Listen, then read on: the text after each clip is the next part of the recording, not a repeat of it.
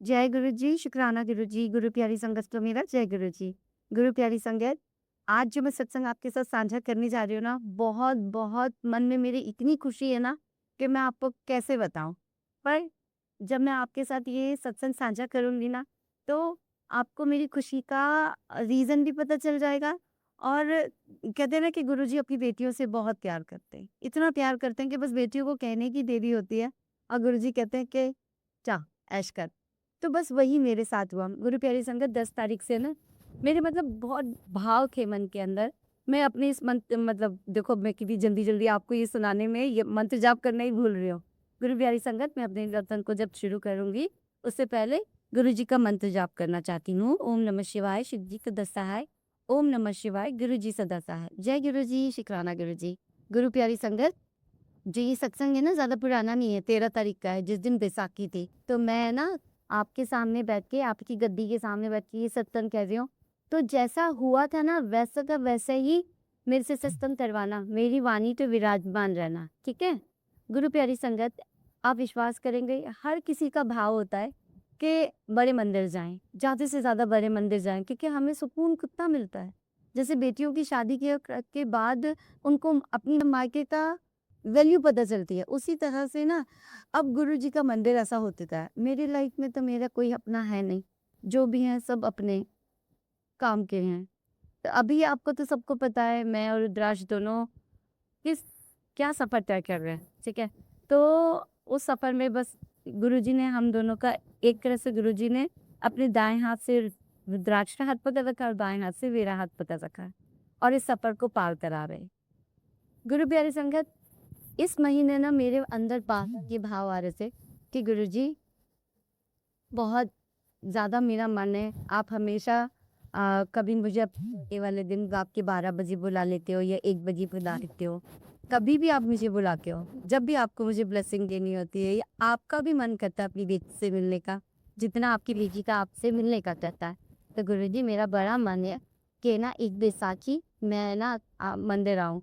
ये रंग-बिरंगी जितनी भी डेकोरेशन है, ये ना मैं अपनी आँखें से देखना चाहती हूँ। गुरु प्यारे संगत, ये मेरे भाव थे कि मैं आज तक गुरुजी ने शिवरात्रि को भी बुलाया, अपने बर्थडे पे भी बुलाया, हर बड़े ओकेज़न पे वो बुलाते हैं। पर मेरे को कभी भी ऐसा मौका नहीं मिला कि मैं गुरुजी के बड़े मंदिर उस दिन जाऊँ जिस दिन बैसाखी है। पर मैंने गुरुजी से इस महीने ना 10 तारीख को कहा, गुरुजी मेरा बड़ा मन है। मंत्र जाप करने के लिए बैठी थी और है ना जपजी साहब का पाठ करने के लिए बैठी थी। तो मेरे मन के भाव ने गुरुजी से बता से कहा, गुरुजी मेरा बड़ा मन है कि मेरा रुद्राक्ष और मैं ना रुद्राक्ष को आप बिल्कुल ठीक रखिएगा 13 तारीख तक और है ना मेरी बड़ी इच्छा है कि मैं उस दिन अपनी आँखों से फ़ील करूँ कि हाँ, गरीबी बैसाखी कितनी सुंदर तरीके से बनाते हैं, कितने कलरफुल बनाते हैं। क्योंकि ये तो हम सिर्फ़ सत्संग में ही सुनता आते रहे कि बहुत कलरफुल डेकोरेशन करवाते थे, सबको ब्लेस कराते थे और गुरुजी बहुत खुश होते थे इस तरह के ओकेशन्स के। तो वो भाव मेरे अंदर था कि मैं भी जाऊँ, मैं भी देखूँ। मैंने गुरुजी को बस 10 तारीख को ये बात बोली, गुरुजी ऐसा है और आपकी बेटी का मन है कि अपने आपके नवासे के साथ वो आए। क्योंकि मेरा मेरा किसी से कोई रिश्ता नहीं है। ऐसे समय में गुरुजी ने मुझे अपनों का और परायों का और गुरु परिवार का, इन सब का मतलब जिसे कहते हैं ना कि गुरुजी कह के गए थे कि गुरु परिवार मैं तुम्हारे लिए छोड़ कर जा रहा हूँ। तो अपनों का तो कोई साथ नहीं, पर गुरुजी ने जो गुरु परिवार छोड़ा वो मेरे लिए बहुत बड़ा परिवार है। गुरुजी की बहुत बड़ी ब्लेसिंग है वो मेरे लिए। अब क्या हुआ, 11 तारीख का ही फिर मैं बोलूँ और फिर मुझे याद आया कि अरे! गुरुओं को बार-बार बोलते नहीं हैं। फिर की गलती कर रही है, गुरुओं को बार-बार नहीं बोलते। तो मैंने गुरुजी से कहा, गुरुजी अगर आप गुरु समान समझ के इस बात को सुन रहे हो, तो मैंने आपसे एक बार बोला है और अगर आप पिता समान समझ के और अपनी बेटी की बात सुन रहे हो, जो बेटी आपसे अरदास कर रही है, तो मैं फिर बार-बार बोलूँगी। तो गुरुजी ने ना 12 तारीख की शाम को अचानक ही पता नहीं कैसे प्लान बनाया कि गुरुजी ने 13 तारीख के लिए इन्विटेशन भेज दिया। मैंने सबसे पूछा जो यहाँ पे संगत है ना, मैंने उनसे पूछा कि कोई जा आप लोग कल कल का क्या प्लान है, आप लोग जाओगे? तो उन्होंने कहा पता नहीं, गुरुजी की मर्ज़ी होगी तो, गुरुजी की मर्ज़ी होगी तो। तो मैं समझ गई हर कोई गुरुजी की मर्ज़ी के सानिध्य में ही चलता है। जो गुरु प्यारी संगत है, जिनको पता है कि हम अपनी मर्जी नहीं चला सकते, सिर्फ गुरुजी ही चला सकते हैं। अब क्या हुआ, 13 तारीख को बेटे ने सुबह उठ के बोला, मम्मी बहुत दिन हो गए बड़े मंदिर नहीं गए। मैंने कहा बेटा आज है ना बैसाखी है और गुरुजी ने इनविटेशन भेजा है। बोले ठीक है मम्मी। तो मैंने बोला बेटा, वो मुझसे पूछने लगा कि मम्मा कब चलेंगे, तो मैंने बोला बेटा इवनिंग में ही चलेंगे, क्योंकि आप सबको पता है कि जो डायलिसिस पेशेंट होते हैं उनको पानी की मात्रा कम होती है। पानी पीने के लिए डॉक्टर ऑलमोस्ट बंद ही कर देता है, तो उसको एक दिन में 1/2 लीटर पानी पीना होता है। अगर गर्मी के समय वो बाहर निकलेगा तो बॉडी डिहाइड्रेट हो जाएगी, फिर उसको पानी की मतलब दिक्कत हो सकती है। तो इस वजह से गुरुजी ने हमें 6:59 मतलब 6:59 पे कैब हमें लेने आई, और गाड़ी के अंदर जब हम बैठे तो 6:59 का टाइम हो रहा था। ऑलमोस्ट 7 बजे हम यहाँ से अपने घर से कैब में बैठे और गुरुजी के दरबार के लिए निकल गए। दरबार पहुंचे, बड़े खुश, डेकोरेशन देख के मतलब आंखें एकदम ऐसी हो गई, कलरफुल आंखें हो गई, इतनी सुंदर डेकोरेशन। गुरु प्यारी संगत जो बैसाखी पे गुरु जी के मंदिर गया था उसको पता, उन संगत को पता होगा कि उस दिन रौनक ही अलग थी, रौनक ही अलग थी। और मैं बार बार गुरु जी से ये कही जा रही, गुरु जी ਤੁਹਾਡਾ लख लख शुक्राना, करोड़ करोड़ बार शुक्राना कि आपने ये ब्लेसिंग वाला दिन मेरी जिंदगी में लाए। आपका बहुत बहुत शुक्राना है। और मैं इतनी खुश थी कि क्या बताऊं, मतलब मैं वर्णन नहीं कर सकती। मेरी आंखों में इतनी चमक, मेरे चेहरे पे इतनी चमक। फिर दरबार में गए, वहां पे मत्था टेका, चाय प्रसाद हुई, बाहर निकले। बाहर निकलने के बाद ना, जैसे ही मंदिर से बाहर निकले तो मैंने वापस हाथ जोड़े और कहा, गुरुजी आना तो आपकी रजा पे होता है और जाना भी आपकी रजा पे होता है। जब आना आप डिसाइड करते हो, तो मैंने ये सुना है कि आप ही से आप ही से रज़ा लेकर जाना जाना भी पड़ता है, तो मैं आपके ऊपर छोड़ रही हूँ। जब हमारा यहाँ से घर जाने का टाइम होगा तो आप मुझे बता देना। और आज मेरी बड़ी इच्छा है, पहली बार, कि मैं ना पंडाल में बैठूँ और है ना कॉन्सर्ट जो हो रहा है ना वो सुनूँ।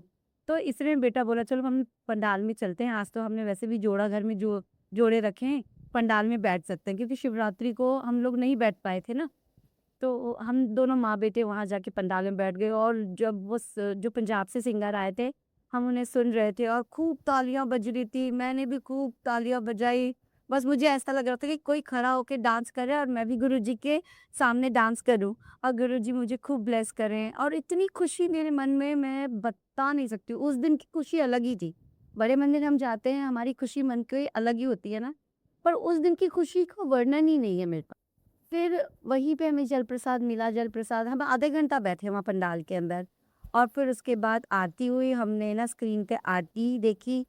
और उसके बाद ना एकदम से मन में भाव आया, मैंने बेटे से कहा बेटा चल अब चलते, लेट हो जाएगा। फिर हम गए पंडाल के अंदर आगे, जहाँ पे गुरुजी ने सारा लंगर प्रसाद का अरेंजमेंट कर रखा था। हमने लंगर प्रसाद के लिए गए।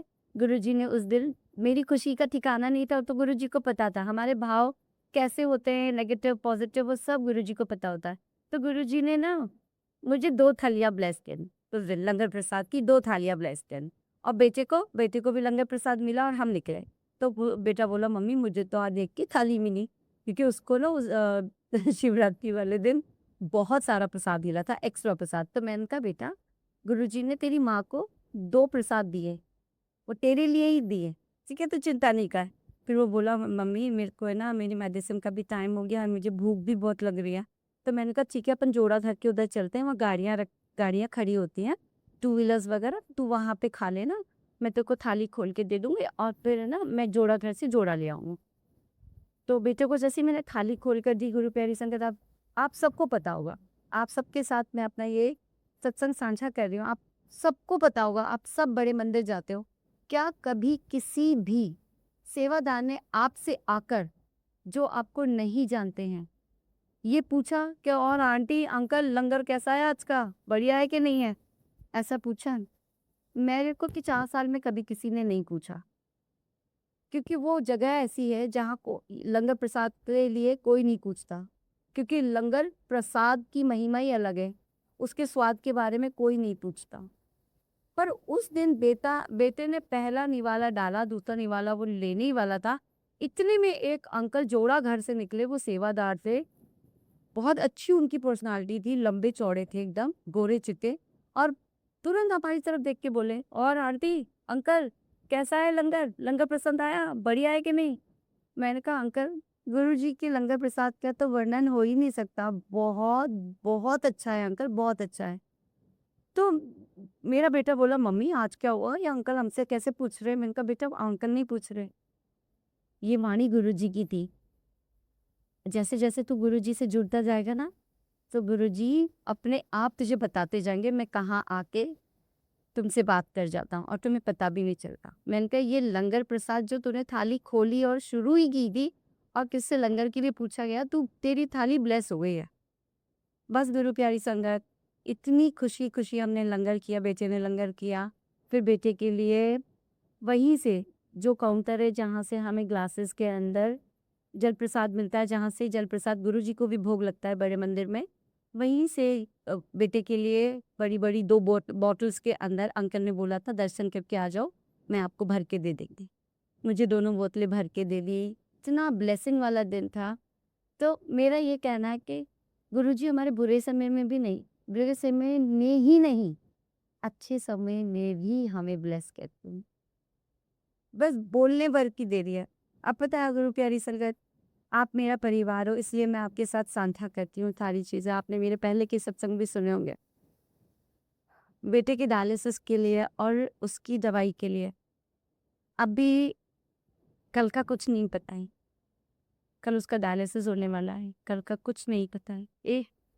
जैसे कहते हैं ना, मेरे हाथ में अगर कुछ है तो सिर्फ 304 रुपए पड़े हैं बस।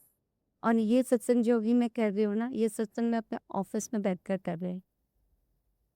कोने में, एकदम ऑफिस के बिल्कुल कोने में बैठ के, जो कॉन्फ्रेंस हॉल है उसमें। अब जब सैलरी आएगी तब कुछ होगा। गुरु प्यारी संगत, आज सच से मेरा निवेदन है, प्लीज़ थोड़ा सा मेरी मदद कर दीजिए। मैं अपना स्कैनर आप सबके साथ गुरुजी के नाम के साथ आपके साथ शेयर कर रहे हैं। मेरे बेटे के इलाज में मेरा प्लीज़ मदद कीजिए। मैं बस आपकी ये नहीं कहती आप इतना दीजिए उतना दीजिए, जितना आप कर सकते हैं गुरु के कृपा ने, जितना आपको गुरुजी अलाउ करें। ये मेरे बेटे का अगर बीच में इलाज रुकेगा तो बहुत दिक्कत हो जाएगी। और मेरे लिए अभी बहुत बहुत दिक्कत है, बहुत दिक्कत है कि मैं कैसे बताऊं अभी आपको कि मैं बस गुरुजी ही जानते हैं। गुरु प्यारी संगत, भी आप तब गुरुजी से पूछकर मेरी मदद कीजिएगा, आपका जब आपको गुरुजी अलाउ करें। पर इस समय बेटे के डायलिसिस अगर रुके तो बहुत परेशानी आएगी। गुरुजी को सारी मेरी स्टेज बताएं। मैं अपने इस सत्संग को यहीं पे विराम करती हूँ, गुरुजी के मंत्र जाप के साथ और विश्वास के साथ कि सब कुछ गुरुजी देख लिए, सब कुछ गुरुजी करेंगे। जय गुरुजी। ओम नमः शिवाय। चेची पदतः। ओम नमः शिवाय। गुरुजी सदतः। जय गुरुजी। तुखाना गुरुजी। अनंतम अनंतम कोटि कोटि सिकराना है।